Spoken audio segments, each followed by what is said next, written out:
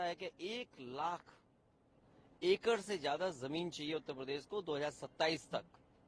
वो जमीन को एक्वायर करना चाहते हैं। जो इतनी बड़ी बात कर रहे हैं, 1,00,000 एकड़ से ऊपर लैंड एक्वायर करने जा रहे हैं। आखिरकार इनका बजट क्या था? क्या इनके पास बजट था?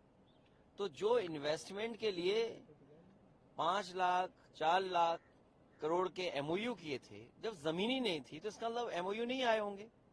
ये बिजली जो हमारे गरीबों को सस्ती दी थी समाजवादियों ने, इन बीजेपी वालों से पूछिए कि दिल्ली और लखनऊ में सरकार आपकी है, अगर एक भी बिजली का कारखाना लगाया हो तो बता दें, वो नाम बताएं बीजेपी के लोग जो बिजली का कारखाना इन्होंने उत्तर प्रदेश में लगाया है। और बिजली तो लगाई नहीं, बिजली महंगी हो गई है। तो जो सरकार बिजली महंगी करती हो, जो सरकार इलाज न दे पा रही हो, आखिरकार डिप्टी सीएम की भाषा क्यों बदल गई, व्यवहार क्यों बदल गया? आप किसी अस्पताल में चले जाओ, गरीब को इलाज नहीं मिला, लंबी लाइनें लगी हुई हैं, बड़ी बड़ी लंबी लाइनें हैं, न दवाई न इलाज न कुछ नहीं इंतजाम हो पा रहा है। तो आखिर जिम्मेदार कौन है? ये डबल इंजन वाले जिम्मेदार हैं।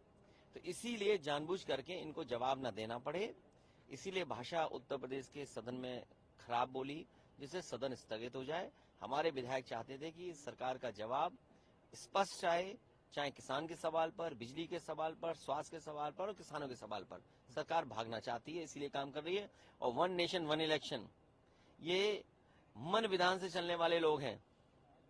लोकतंत्र में एक तंत्र ये चलाना चाहते हैं, ये तानाशाही की तरफ लेना जाना चाहते हैं। जो रीजनल हैं, जो पार्टीज और जो जमीनी मुद्दे हैं, उनसे ध्यान हटा करके ये बड़े बड़े सवालों पर चुनाव करा करके पूरे देश को अपने हाथ में कब्जा करना चाहते हैं। सर, सीएम संभल को लेकर, तमाम चीजों को लेकर विधानसभा में आक्रामक नजर आए हैं विपक्ष। क्या उन्हीं के अधिकारियों ने किया है? खेल तो उन्हीं के अधिकारियों का है। मुख्यमंत्री जी ने खेल अपने अधिकारियों के माध्यम से खेला है और अधिकारी बचने के लिए लगातार इस तरह का खेल कर रहे हैं, जानबूझ करके अपमानित कर रहे हैं वहां के लोगों को, खासकर मुसलमान भाइयों के घरों में छापा पाड़ रहे हैं, महिलाओं को अपमानित कर रहे हैं। और आज सुनने में आया कि सांसद के भी घर में पहुंचे हैं, उनके ऊपर भी। मैं तो कहूंगा कि भारतीय जनता पार्टी और खासकर मुख्यमंत्री जी अपने भारतीय जनता पार्टी के लोगों की भी जांच करें। वो भी बड़े पैमाने पर बेईमानी कर रहे हैं, बड़े पैमाने पे बिजली चोरी कर रहे हैं।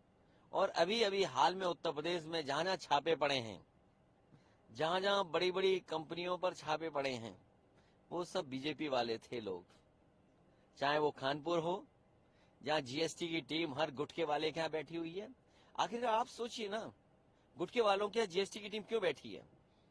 क्या सरकार को पहले नहीं पता था कि यहाँ पर खेल हो रहा है? क्या खेल को बढ़ावा देने के लिए, या खेल में और भी कोई खेल है जिसकी वजह से वहां जीएसटी की टीम बैठी हुई है? सरिया वाले के यहाँ छापा मारा इन्होंने, क्या वो भारतीय जनता पार्टी के लोग नहीं थे? सुनने में आया कि 500 करोड़ का उनके ऊपर घोटाला नजर आ रहा है। और मैं आपको याद दिलाना चाहता हूं, बरेली के सबसे पहले बीजेपी वालों ने अपने ही बीजेपी वाले पे छापा मारा था।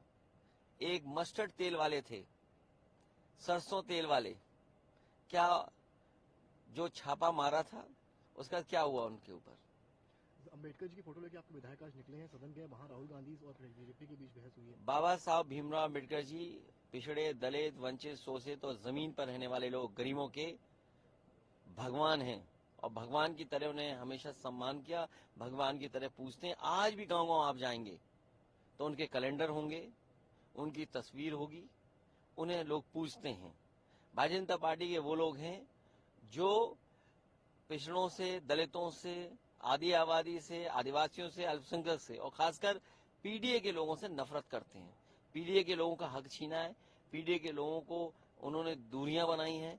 पीडीए के लोग ही भगवान मानते हैं बाबा साहब अम्बेडकर जी। मैं विधायकों को धन्यवाद देता हूं कि बाबा साहब के सम्मान में वो इस तरह निकले। सर, अमित शाह ने जिस तरह से सदन में उनका बार बार नाम लिया, उनको नाम लेना क्या है, वो उनके मानते ही नहीं, सम्मान ही नहीं देना चाहते हैं, इसीलिए इस तरह की भाषा इस्तेमाल कर रहे हैं। उन्हें जो सभी लोग, सभी सांसद जो मांग कर रहे हैं, उनको सांसदों की मांग को मानना चाहिए। और अगर बाबा साहब भीमराव अम्बेडकर जी का अपमान किया है तो उसको माफी मांगनी चाहिए।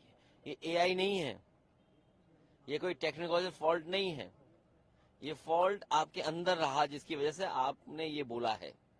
ये एआई नहीं है, ये आपका नेचुरल भाव है जो अंदर से निकल आया आपको बाबा साहब अम्बेडकर। इसीलिए हम लोग कहते थे लोकतंत्र खतरे में है, संविधान खतरे में है, और वो बात आज सामने आ गई राज्यसभा में और लोकसभा में। बीजेपी के लोग संविधान और लोकतंत्र पर नहीं विश्वास करते।